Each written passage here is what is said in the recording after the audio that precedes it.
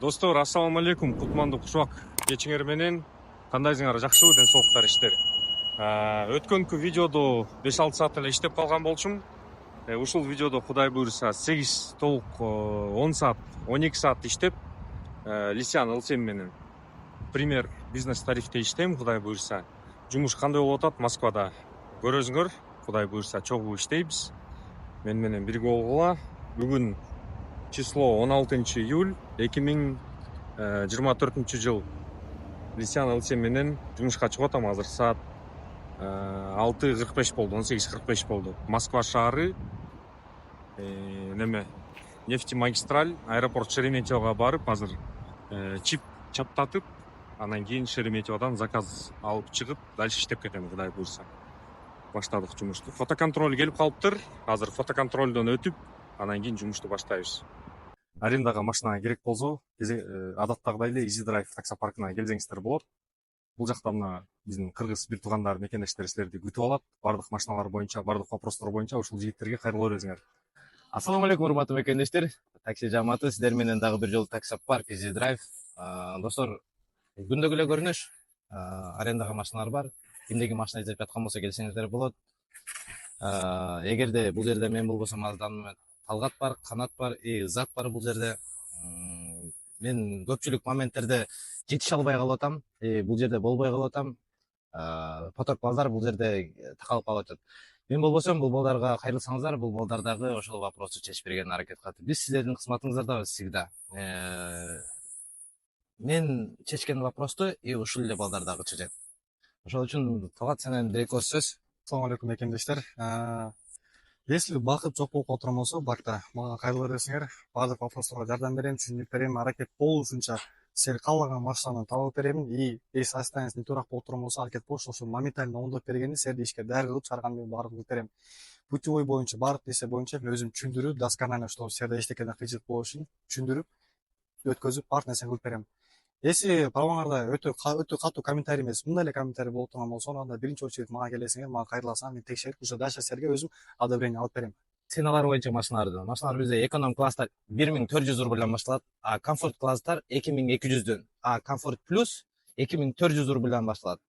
Келсеңиздер, биз силерге наличие көргөзөбүз машинанын состояниясы, объемуна и комплектациясына карап силерге тап бергенибиз даярбыз. Ассаламу алейкум. Келиңиздер, күтөбүз баары. Комментарий жазып, лайктан базып коюла. Күндүн мысыгына карабай тартып атабыз ушул видеону. Биздин эмгегибизди да кичине баалап коелу.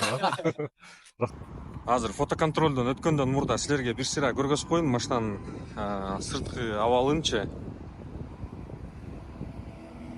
Немеге жуулган комплекс мойкагачы, бирок мондай тактары калып калыптыр. Суунун тактары мондай болуп калып калыптыр да, мындай. Мен өзүм жүйүм ошон үчүнчү. Автомойщикке жутуртпай өзүм жүйүм, мындай таза, тыкаан кылып, жакшы кылып жүйүм да. Анан мойщиктерге бергенде ушундай кылып, эми, конечно, отдельно мойкадан зависит этип болуш керек. Бирок ушундай кылып начар жууп коюптур. Комплекс мойкасы болбосо 1200 рубль. Силерге көрүнүп атабы, көрүнбөй атабы билбейм, бирок өтө начар жууп коюптур да, мындай шашып элечи. Эптеп эле тяп кылып.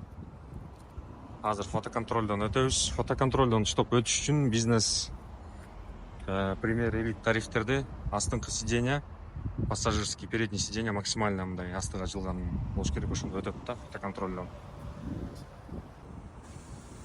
Фотоконтроль өтүп бүттүм, Кудай буйруса. Жөнөтөм машинаны. Сиденьяны тартып атсам эле мондай көрүнүш. Могу жер кан болуп калганбы, же кызыл краска болуп калганбы түшүнүксүз. Ак сиденьядан сразу көрүнөт экен. Как раз мойканын жанындамын. Азыр суулап тряпканы сүртүп кетирип аракет кылып көрөм, влажный салфетка менен же сүртүп. Ошондой Кудай буйруса жумушка даярмын. Суум жок. Сууну азыр нефтемагистральдан кирип туруп эле источниктен алып.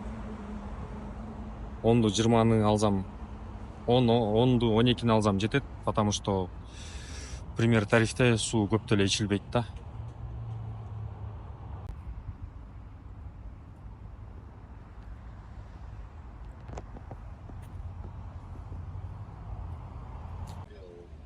парковкага келип неме чаптаттым. Магнит чаптаттым. Яндекс.Го дейт. Теперь все будут знать, что я таксист дегендейчи. Линияга чыгып, аэропорттон очередке туруп заказ алып берсем болот смело. Чыгып баратам азырчы. Заказ берип койду 1:11 мененчи. Могу биринчи парковкадан эле мен бизнести күйгүзө койдум эле. Бизнес 15 мүнөт көргөзгөн. Пример болсо 2 саат көргөзүп атканда. Анан примерди күйгүздүм эле очередке койбой, бизнести күйгүздүм эле очередке койбой аттып эле очередке коюп 15 мүнөт көргөзүп бизнес пример 2 саат көргөздү эле. Анан заказ берип салды, заказды алып алдым. Как раз бир Лисян L7 турду эле, ошолор менен орус экен, бирок нар жакта да кыргыз балдар турган зикирлер менен алар менен сүйлөшүп неметкиче эле учарашкыча машинадан түшкүчө эле заказ берип койду. Анан кийин кетип калдым заказ алып. Ишти кылалы эми, иштейин деп неметкенден кийин. Азыр кай жака болду экен, кайсы тариф менен болду экен, эми скорее всего, конечно, бизнес тариф менен берди. И мен оюмча нормальный заказ болсо экен, анан 1000 сомдук, 500 сомдук кылбай бир хотя бы 2000 чыгып берсе жакшы болмок. Көрөбүз эми кандай болот экен.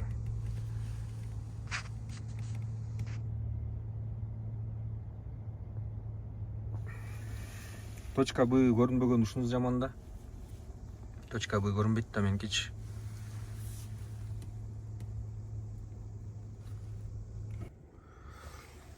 Так, достор, саат канчада алып келдим буну? 43 мүнөттө алып келдим.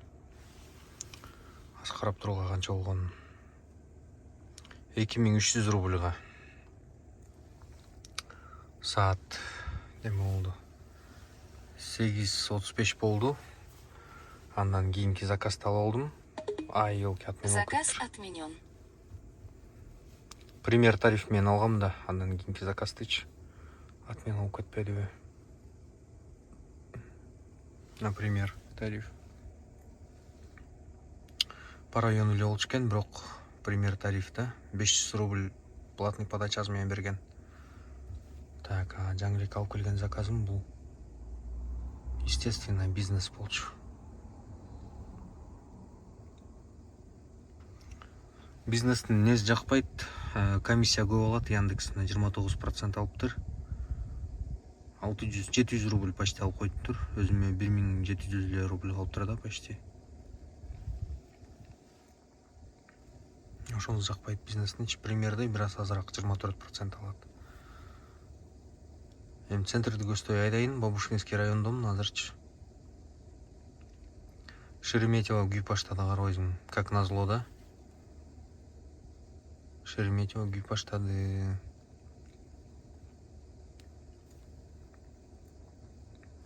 Галстугум алып чыгып уже кийин деп баштагам да.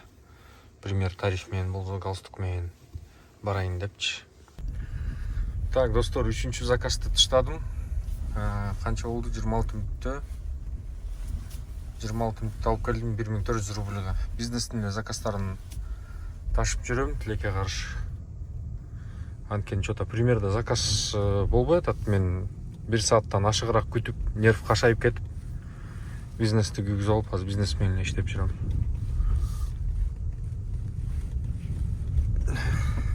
Бизнестин клиенттери таң калып атат го, чё за машина деп. Шок болуп атышат, шок болуп. Массажды күйгүзүп берип койсом, аябай сүйүнүп атышат байкуштар. Центр жакка таптетиш керек эми. Все-таки бийик машина жакшы да, обзору мындай бийик болуп, потокто. Сон ошону жагат да могу L7-динчи.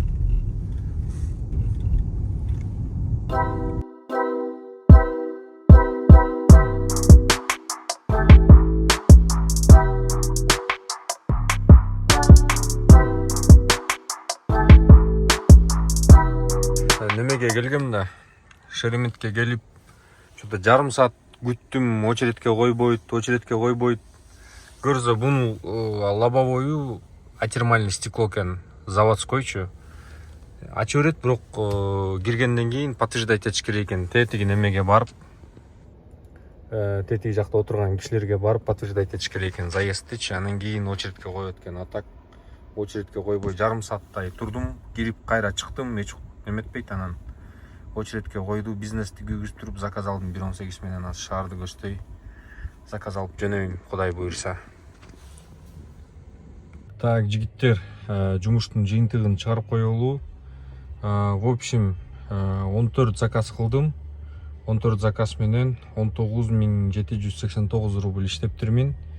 14 заказдын 3-өө пример тарифте, калган 11 заказы бизнес тарифте аткардым. Негизи эгерде бизнести күйгүзбөсөм, пример тариф аябай эле көп күтүп калып атам. 1 сааттан ашыгыраак кээде күтүп калып атам. Анда дагы кээде заказдар түшүп, анан кийин баратсаң жолдун отмена болуп кетет. Ошондой дагы көп болуп атат. Ошол себептен мен мурда Майбах менен иштеп жүргөндө мынчалык отмена болчу эмес, только элитти эле күйгүзүп алып иштечим. Примерде такыр күйгүзчү эмесмин да. Негизи эле примерде заказдар аз экен сураштырсам, иштеп аткан балдарданчы. Ошондой негизи черный эконом деп коет го бизнестичи. Бизнесте заказ тынбайт, любой жактан заказ алып кетесиң. Немеде заказды аябай көп күтүп калат экенсиң примердечи. Бирок акчасы Кудайга шүгүр болот экен. Мисалы бизнес класс менен 2,5 миңге бара турган жерге пример тарифте 4.000 тегерегинде барсаң болот да. Элитте болсо 5.000ден өйдө, 5,5 миң болуп калат экен. Ошондуктан көп эле мен ойлоп атам, көп эле заказ бербейт окшойт пример депчи, көп эле бизнес чакырат окшойт деп. Бирок клиенттердин немеси айырмасы сразу билинет. Унчукпай өстөрү отурат, эшикти дагы ачтырбайт, не надо открывать дверь деп указывать этип коет экен көбүнчөсү. Анан көп деле сүйлөшпөйт, отуруп неметет, жетет дагы, жеткенде түшүп кетет.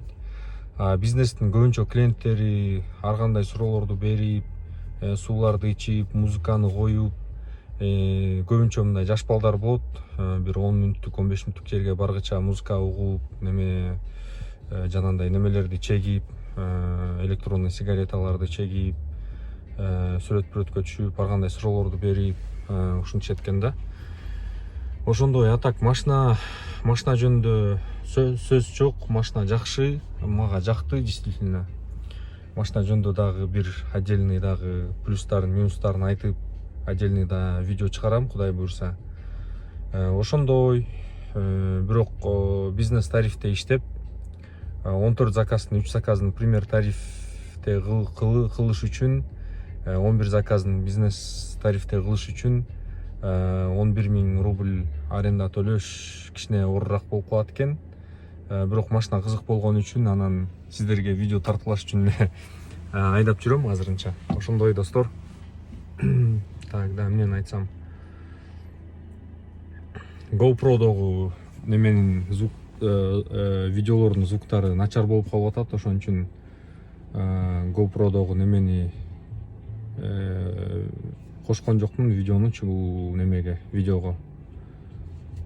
Да, комментарийлерди жазгыла, комментарийлерди жазып да кандай видеолорду тартсам,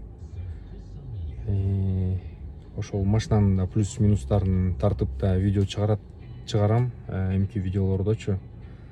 И выходнойлор келатат, могу пятница, суббота күндөрү промокод күйгүзүп алып иштеп, 12 сааттык промокод менен экөөнү аралаштырып, бизнес классты и немени примерди аралаштырып канча иштесе болот, ошентип да иштеп көрөм. Андан кийин скорее всего наркы жумадан баштап бул машинаны тапшырып өзүмдүн эле Риомо отурат окшойм деген ой келди. Ошондой арендан чыгарып коюп, мындай айдап жүргөн, кайфовать этип айдап жүргөндө эле мага уже тажадым андан делечи. Ошол, бардыңарга, көргөнүңөргө чоң рахмат, ишиңерге ийгилик, бекемден соолук. Дагы суроолоруңар болсо, сунуштарыңар болсо комментарийге жазсаңар болот. Мен өзүмдүн WhatsApp'ыма жазсаңар болот. Ассаламу алейкум баарыңыздарга.